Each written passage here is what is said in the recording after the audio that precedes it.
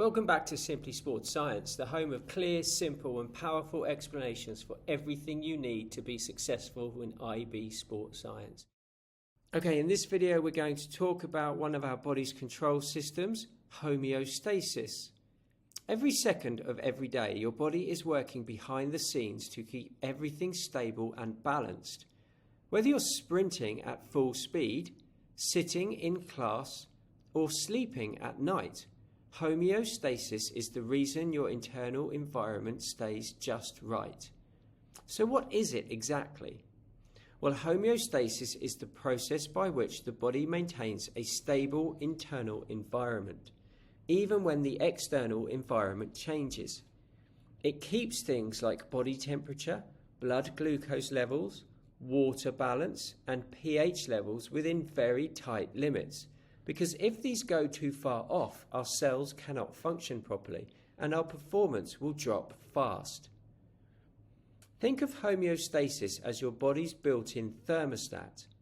Just like a thermostat keeps a room at a steady temperature, your body constantly monitors and adjusts its internal conditions. For example, the normal body temperature is about 37 degrees Celsius. Blood glucose is kept around 5 mmol per litre, and blood pH stays close to 7.4. If any of these levels change, say you start exercising and your temperature rises, your body automatically reacts to bring things back to normal. This is called a negative feedback mechanism, and it's the foundation of homeostasis. Let's break down what a negative feedback loop is. There are three main parts to every homeostatic control loop. Receptors or sensors. These detect a change away from normal working parameters.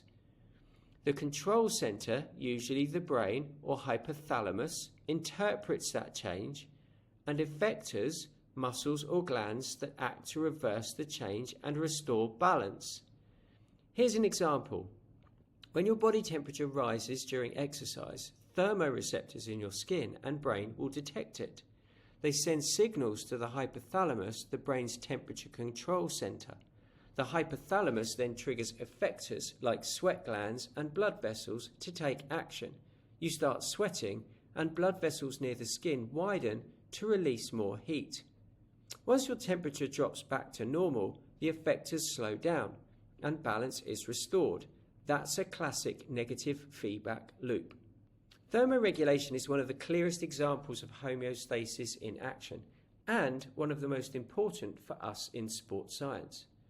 During intense exercise, muscles generate large amounts of heat as a byproduct of energy production.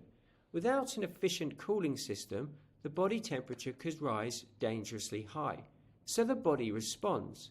And conversely, in cold conditions, vasoconstriction narrows those same blood vessels to conserve heat, and shivering begins, small, rapid muscle contractions that generate warmth.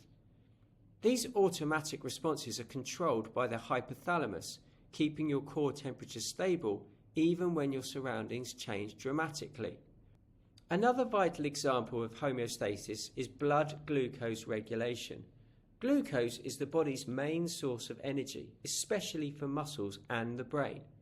If glucose levels fall too low, energy availability will drop, and if they rise too high, it can damage our cells. The hormone insulin, produced by the pancreas, lowers blood glucose levels by helping cells absorb glucose from the blood. When levels are too high after eating, insulin is released to store excess glucose as glycogen in the liver and muscles. When blood glucose falls, say during long exercise, the pancreas releases another hormone called glucagon, which breaks glycogen back into glucose, releasing it into the bloodstream. Insulin and glucagon work in perfect harmony, constantly adjusting levels to maintain balance. It's just a brilliant example of negative feedback in action. So now let's look at water balance or osmoregulation. The body must maintain the right water to salt ratio for cells to function properly. If we lose too much water through sweat, during exercise and we don't replace it, blood becomes more concentrated.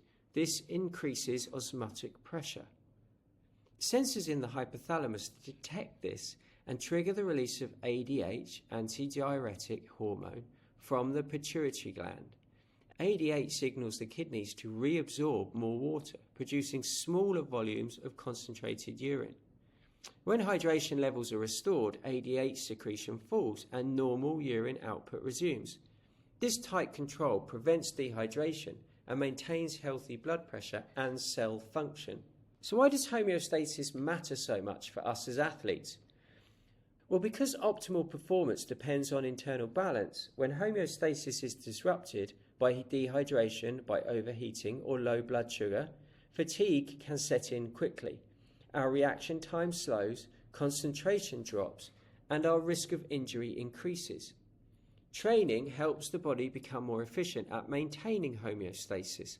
For example, fitter individuals sweat earlier and more effectively. Their cardiovascular systems redistribute blood flow more efficiently, and their energy systems adapt to stabilize glucose and oxygen levels under stress.